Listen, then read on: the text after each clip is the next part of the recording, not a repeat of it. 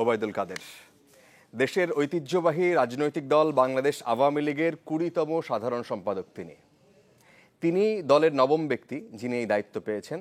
প্রায় 50 বছরের রাজনৈতিক জীবনে তিনি ছিলেন ছাত্রলীগের কেন্দ্রীয় সভাপতি, ছিলেন দলের সভাপতিমণ্ডলীর সদস্য, দায়িত্ব পালন করেছেন একাধিক মন্ত্রণালয়ের। বর্তমানে তিনি রয়েছেন সড়ক পরিবহন ও সেতু মন্ত্রণালয়ের দায়িত্বে। আরও জানাচ্ছেন শফিকুল ইসলাম সবুজ।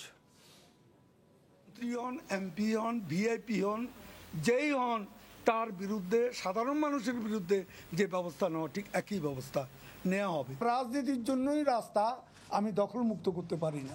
সব নেতা হায় রে নেতা, আতি নেতা, পাতি নেতা, উদ্দেশ্য 37 জনতে আমি কি হনুরে বিরাট নেতা সেটা তুলে দেব। রাজনীতির ময়দান থেকে মন্ত্রিসভা, এরপর হাঁটি হাঁটি পাপা করে দলের সাধারণ সম্পাদকের পদে ওবায়দুল কাদের। সরকারের গুরুত্বপূর্ণ সড়ক পরিবহন ও সেতু মন্ত্রণালয়ের দায়িত্ব নিয়ে পদ্মা সেতু নির্মাণ, পথের যানজট কিংবা বাস ভাড়া, নানা ইস্যুতে সব সময় সরব ক্যামেরার সামনে। কেন আমি ঢাকা থেকে মাওয়া যাত্রাবাড়ি থেকে 10 টাকা বেশি নিতে দেখলাম, কারণটা কি? হাতের তালু দিয়ে আকাশ ঢাকা যায় না। সত্যই বিআরটিসির ইতিহাসে কোনো চেয়ারম্যান শওকতের মুখোমুখি হয়নি, আমি করছি। রাজনীতিতে হাতে খড়ি 60 দশকে, জন্মস্থান নোয়াখালীর কোম্পানিগঞ্জে। এলাকার বসুরহাট সরকারি AHC উচ্চ বিদ্যালয় থেকে SSC পাশ করেন প্রথম বিভাগে। এরপর মেধা তালিকায় HSC পাশ করেন নোয়াখালী সরকারি কলেজ থেকে। মূলত কলেজ জীবনে ছাত্রলীগের হাত ধরেই শুরু তার রাজনীতির জীবন। ছোট্ট সে সময় ভূমিকা ছিল 6 দফা আন্দোলনে।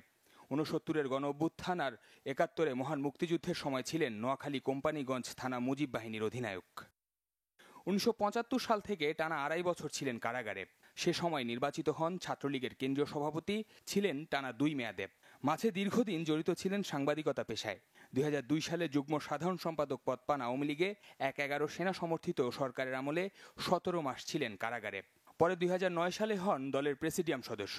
2016 সালের 23 অক্টোবর নির্বাচিত হলেন বাংলাদেশ আওয়ামী লীগের সাধারণ সম্পাদক। শুধু রাজনীতি নয়, লেখালেখিতেও সিদ্ধহস্ত ওবায়দুল কাদের।